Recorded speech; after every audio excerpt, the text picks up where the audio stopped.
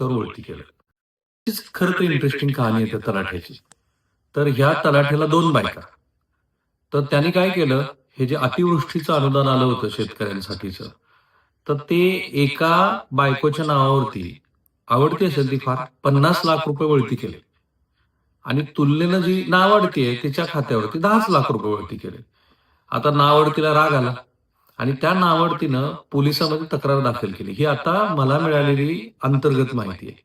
आणि चौकशा सुरू झाल्या आणि लक्षात आलं, कारण ही चौकशीची प्रक्रिया जवळपास 2-2.5 महिने झाले.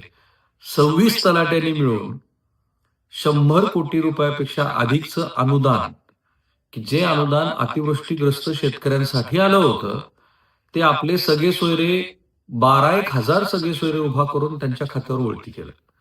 म्हणजे एका तलाठ्याच्या नावडत्या बायकोमुळं, त्या बायकोनं ते पोलिसात कळवल्यामुळं